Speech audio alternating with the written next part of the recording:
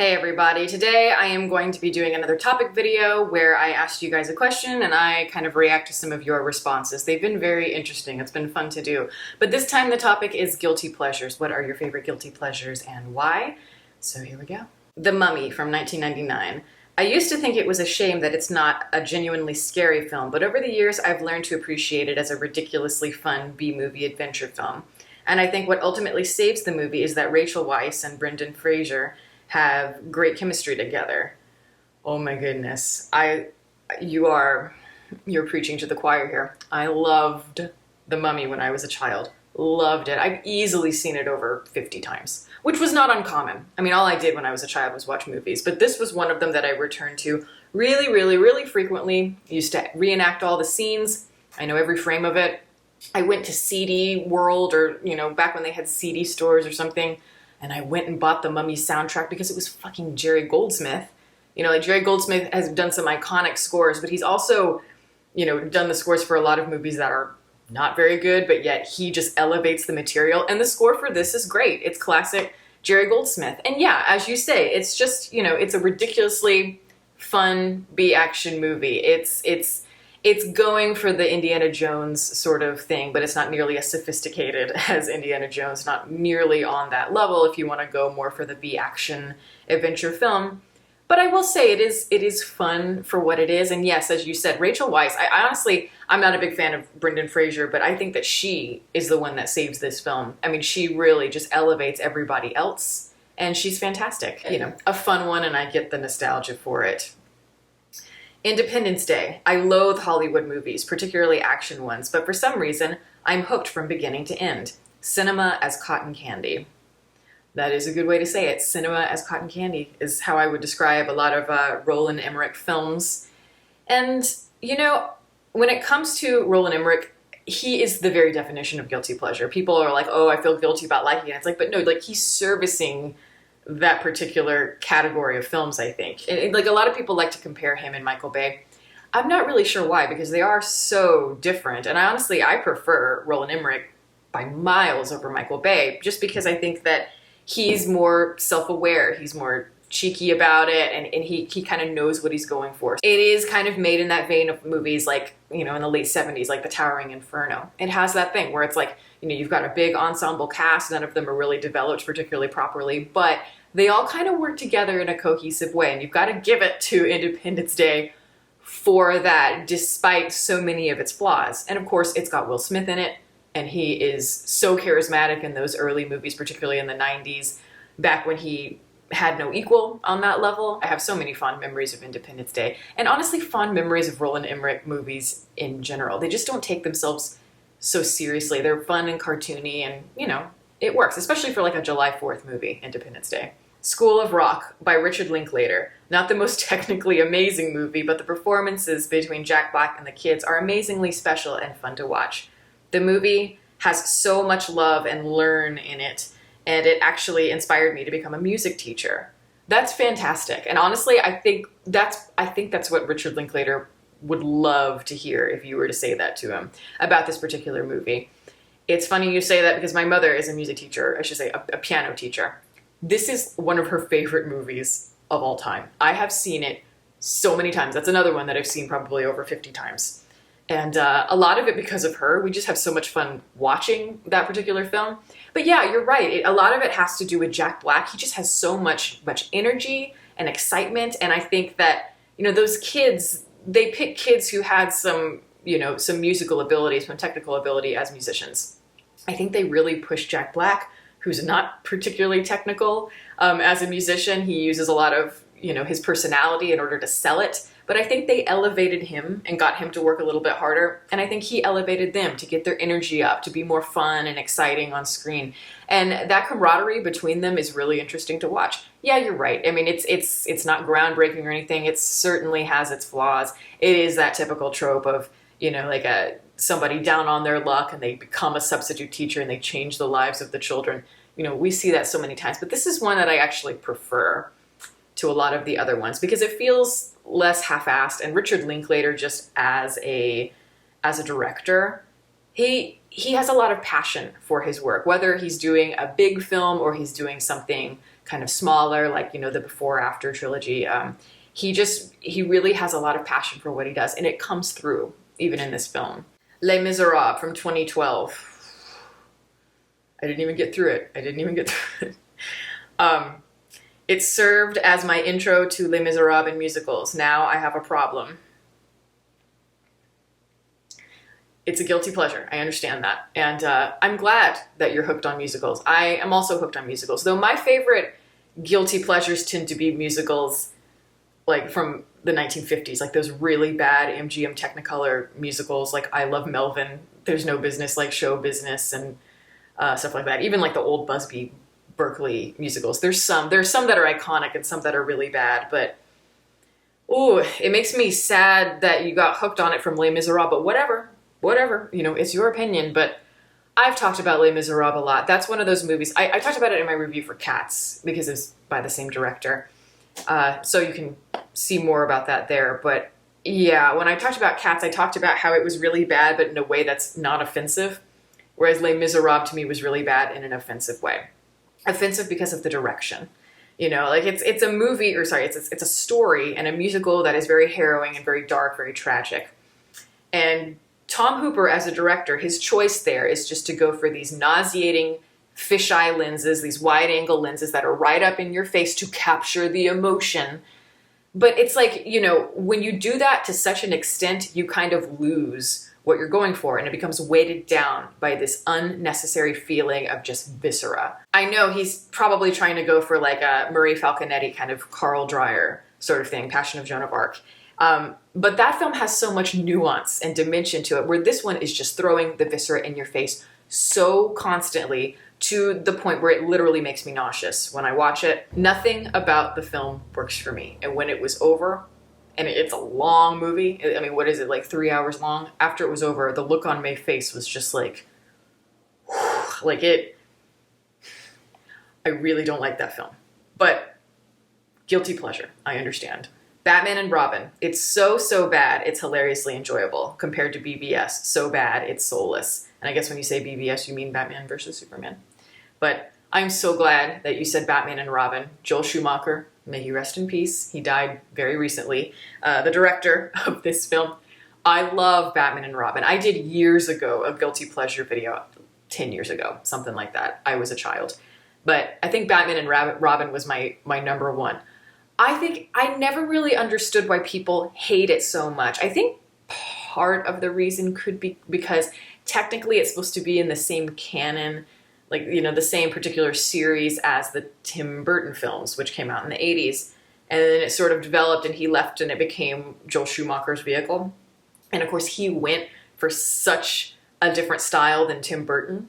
And I think maybe that's part of why people don't like it. But I really think that if you take it out of context and just watch Batman and Robin on its own, or even Batman Forever, you might find that it's a lot of fun. Tim Burton for me did something very interesting. I think he really found the best of both worlds in terms of live action Batmans, because he was able to capture all the different facets of Batman. Sort of kind of the silliness, the Adam West sort of cheeky aspect to Batman as a comic book character, but also this really kind of dark German expressionist Art Deco aesthetic. So it's like bringing the darkness as well as kind of the wit and the fun all together, and that's very hard to do. They do it in the animated series, Batman the Animated Series, really well, and to me the best. But in terms of live action, Tim Burton is the one for me. And then, of course, you know, he leaves, and then it goes to Joel Schumacher, who's going more for that slapstick, for the cartoony kind of Adam West sort of thing. But what's wrong with that? I love the Adam West cartoon, especially the movie. It's just so much fun, and I mean, nowadays, a lot of the superhero movies are just so serious. People take them so seriously. And I'm like, why do we need to do that? You know, there's kind of a poetry and kind of an artfulness that I feel that the new ones just completely zapped. And the Adam West ones are just so much fun. And they are what they are. They're making fun of something. It's just really a parody of the superhero genre. And I feel like that's what Batman and Robin is. I mean, you have Arnold Schwarzenegger as Mr. Freeze with some of the greatest ice puns I've ever heard in my life.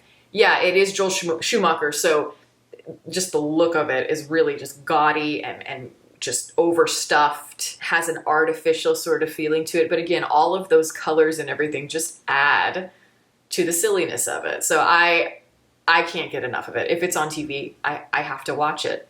Dune. It's epic, crazy, and Lynchian. Messy. I love it.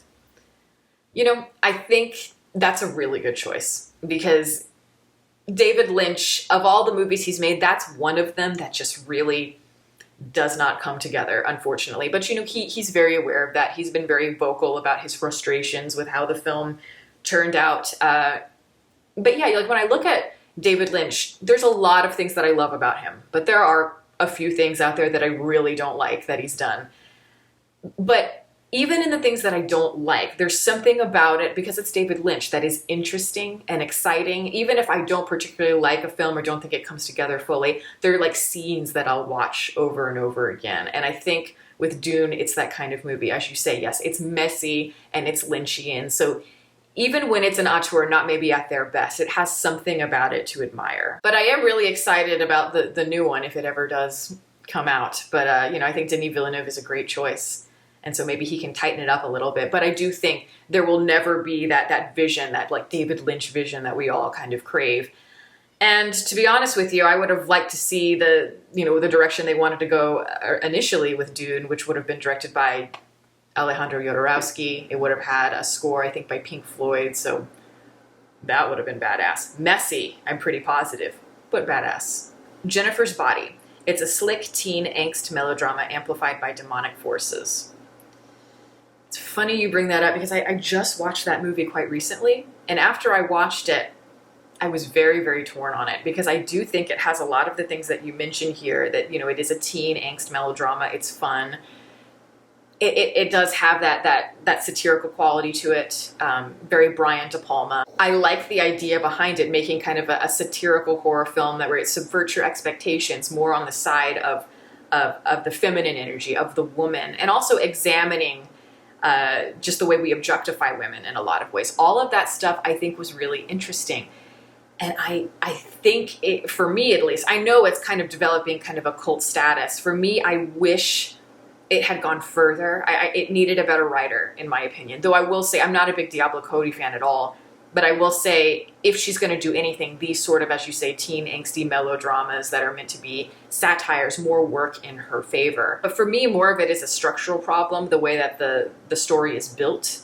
I think they could have tightened it up or gotten rid of certain aspects of it, moved certain things to the end for there to be a bigger payoff. And then it might have come together a little better. It also needed a better director.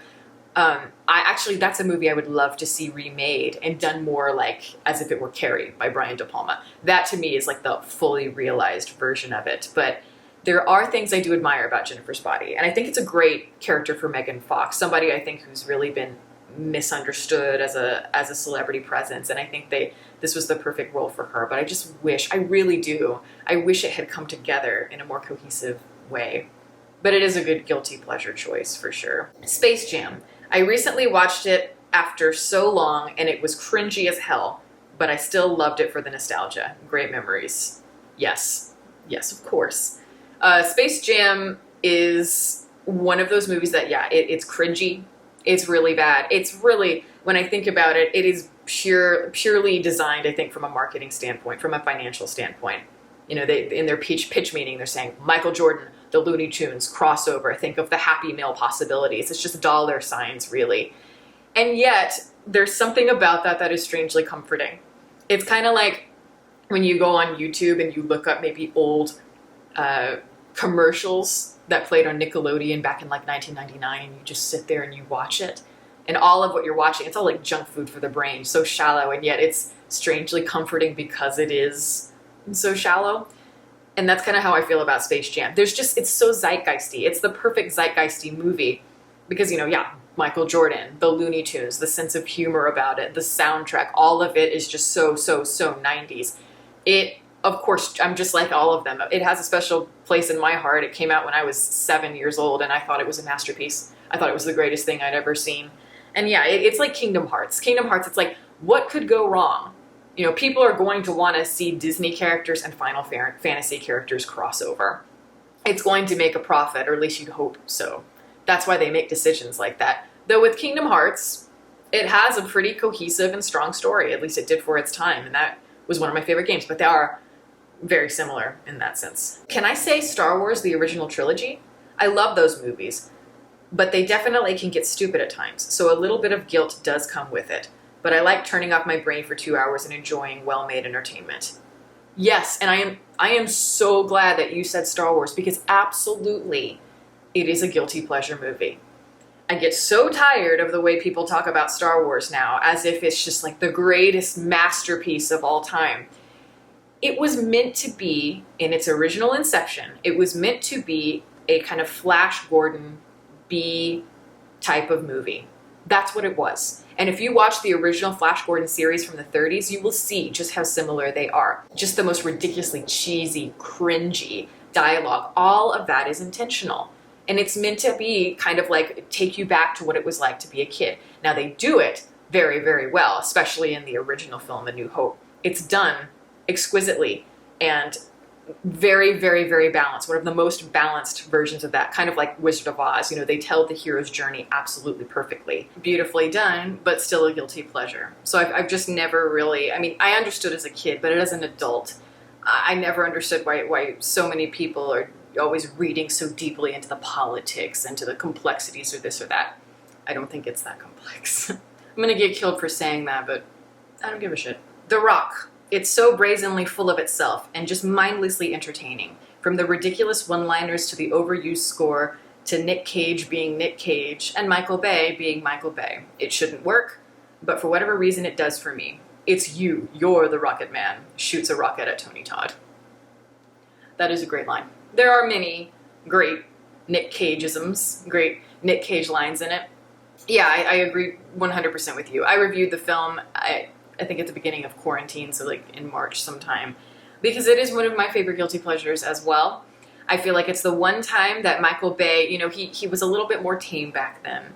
So everything just feels naturally more balanced. And yeah, I mean, you pick Sean Connery and Nick Cage to have that sort of camaraderie with each other. And yeah, the Hans Zimmer score, Michael Bay, it's all just so over the top and silly, but it does work. I think a lot of it too is because it does have merit. I mean, really a lot of the action scenes and everything, as over the top as they are, and you know, you're stretching logic majorly, but it's really well done. I mean, there's definite craft behind a lot of that, and it just gets your adrenaline pumping. And I do think actually that the Ed Harris character, I can't remember what his name was, I actually think that's one of the better characters in a Michael Bay movie, like an anti-hero sort of a figure, but also like, you know, it's an antagonist. One of the few times in a Michael Bay movie where I was actually interested in the outcome for that particular character. Yes, I mean, it is just a machismo fest, lots of fun, lots of explosions, and the kind of movie that I do like to return to when I just want to have fun. And that's kind of the point of all these movies, is for them to be fun.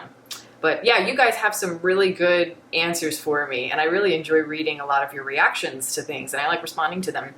So we'll do another one of these at some point whenever I think of the next topic. You're welcome to give me suggestions. But that is my video. Thank you all for listening. All of my social media information is below. You can watch more videos here, and you can subscribe if you'd like. Catch you next time.